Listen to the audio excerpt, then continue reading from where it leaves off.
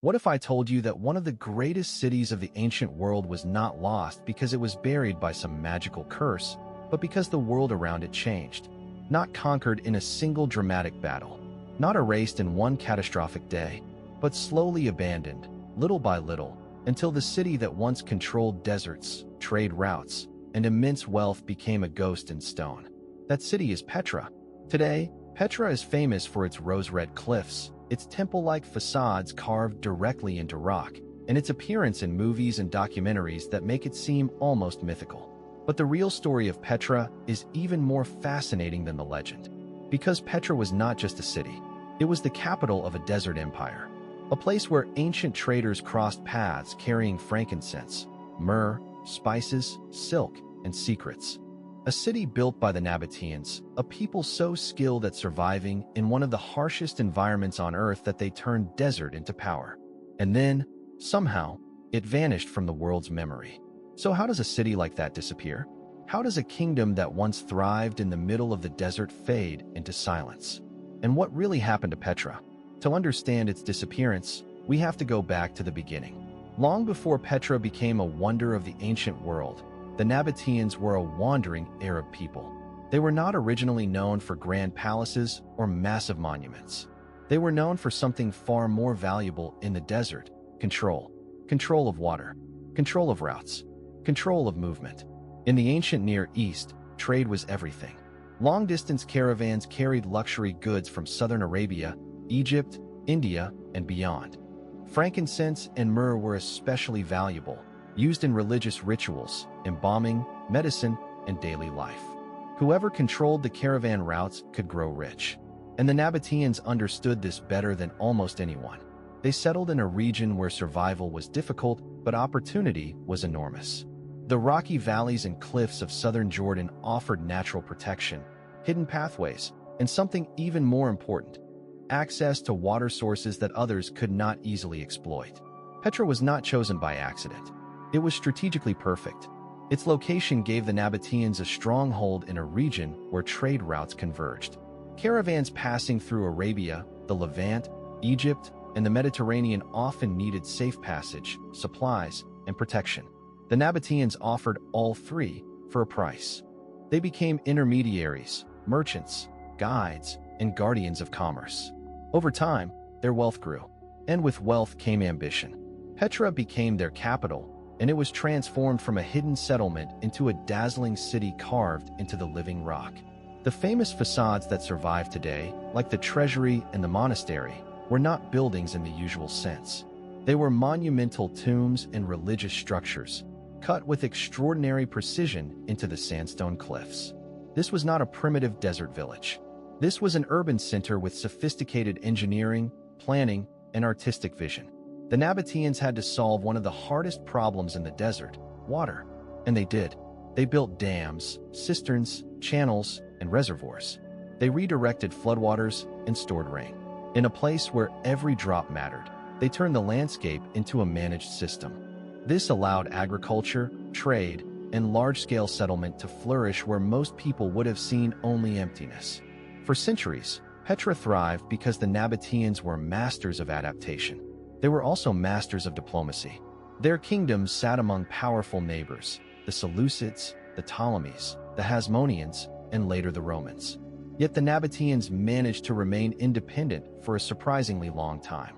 They navigated politics with skill, trading with multiple powers while avoiding direct destruction. At its height, the Nabataean kingdom stretched far beyond Petra itself, reaching into areas of modern-day Jordan, Saudi Arabia, Israel, and Syria. For a period, Petra was not just a city. It was the heart of a desert kingdom. So if Petra was so powerful, so wealthy, and so advanced, what went wrong? The short answer is, everything changed. And it changed in layers. First, trade routes changed. Petra's wealth depended heavily on caravan trade. But trade is fragile. If political conditions shift, if routes become safer elsewhere, if competition increases, a city that lives on commerce can weaken quickly. By the 1st century CE, the Roman world had become more dominant in the region. Rome was expanding its influence across the eastern Mediterranean and Arabia. The Nabataeans were still important, but they were no longer the only game in town. Meanwhile, Maritime trade grew more attractive. Shipping goods by sea could be cheaper and faster than moving them across dangerous deserts by camel caravan. As sea routes expanded between Arabia, India, Egypt, and the Mediterranean, the old caravan networks lost some of their importance. That alone would have been a serious blow. Then came Roman annexation. In 106 CE, the Roman Empire formally absorbed the Nabataean kingdom under Emperor Trajan. This did not mean Petra was instantly destroyed. In fact, cities under Roman rule could continue to prosper. But being the capital of an independent kingdom and being a provincial city in a vast empire are not the same thing. When Petra lost its political centrality, it also lost part of its identity. The administrative and commercial focus shifted elsewhere. Romans built new roads and developed other regional centers. The old balance of power changed. Petra was still impressive, but it was no longer the seat of a sovereign desert empire. And then nature began to intervene. Petra's water system was brilliant, but it was also vulnerable. Flash floods and narrow canyons could damage infrastructure. Earthquakes could be devastating. The region sits in an active seismic zone, and over the centuries, earthquakes struck Petra several times. One of the most significant was in 363 CE, which caused major damage to buildings, water systems, and possibly parts of the city's core infrastructure. For a city already facing economic decline, such damage could be hard to recover from.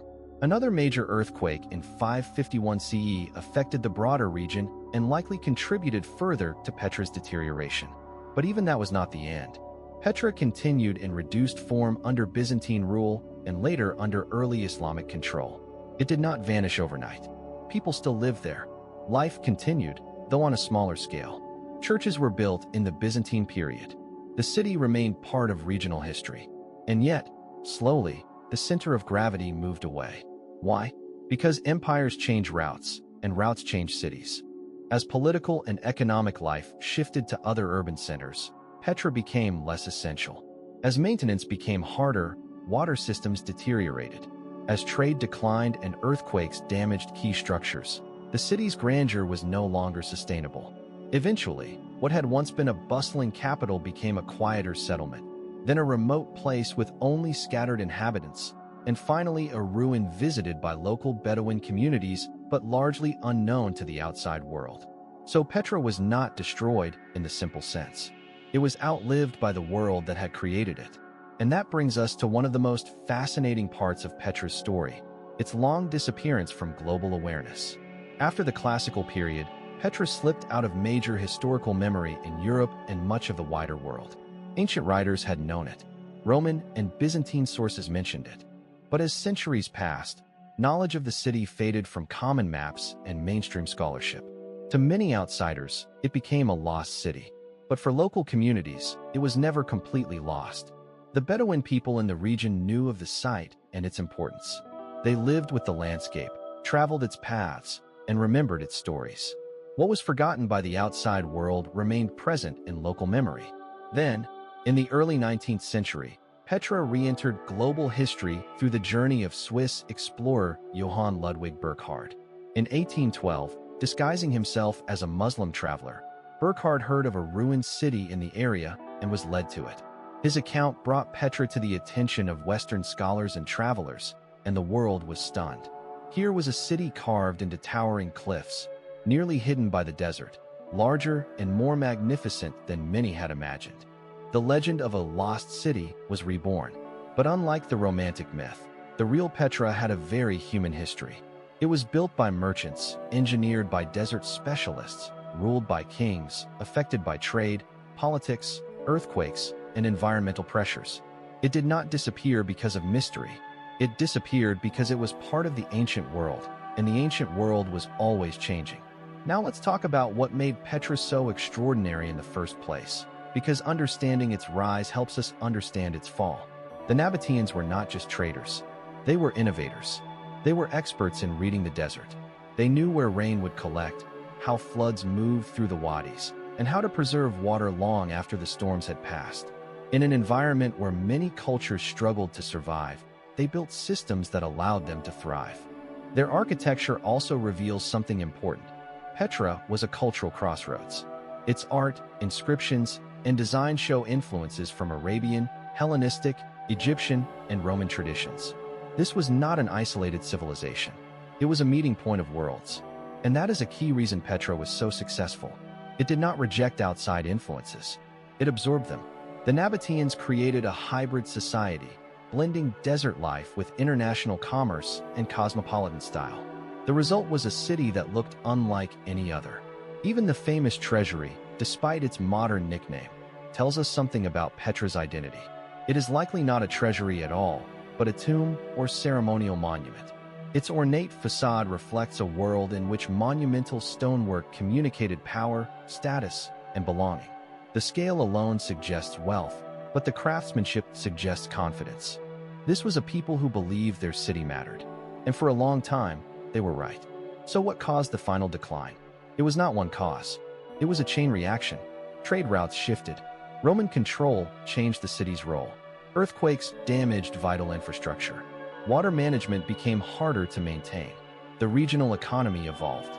And over time, population and political importance moved elsewhere. The city was not abandoned because people suddenly decided to leave a paradise. It was abandoned because surviving there became harder and other places offered better opportunities. This is what makes Petra's story so powerful. It is not the story of a magical civilization that vanished in an instant. It is the story of a living city that rose through ingenuity and declined through a mix of historical forces. It reminds us that even the most impressive societies depend on systems that can break. A city is not just stone. A city is water, trade, labor, politics, climate, roads, and memory. Remove enough of those, and even a masterpiece can fade. Today, Petra stands as one of the most visited archaeological sites in the world, and for good reason. Walking through the Sick, the narrow canyon that leads into the city, feels like stepping through a natural fortress. The first glimpse of the treasury is unforgettable, not because it is the whole story, but because it hints at a much larger one.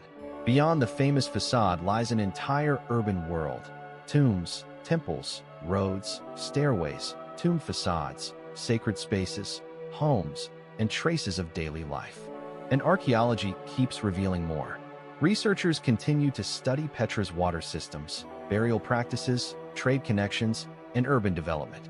Each discovery helps paint a clearer picture of a city that was never simply mysterious. It was complex, practical, and incredibly advanced.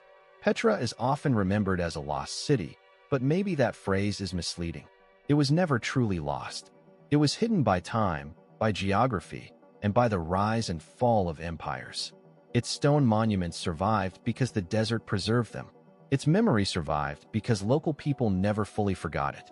And its story survived because the ruins are so powerful they demand explanation. In the end, Petra vanished the way many great cities do, not with one loud ending, but with a long and quiet transformation. A trade empire became a provincial city. A capital became a ruin. A thriving crossroads became a monument to what once was. But that is not the same as death, because Petra still speaks.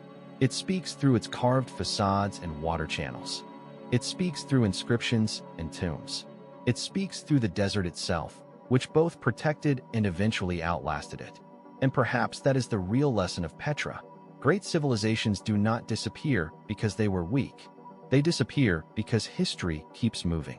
If you look closely, Petra is not only a story about a lost city.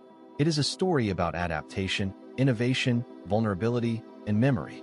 It is a story about how a people turned stone and water into power, and how even the greatest achievements can fade when the world around them changes. So the next time you see an image of Petra glowing red in the sun, remember this. You are not just looking at a beautiful ruin.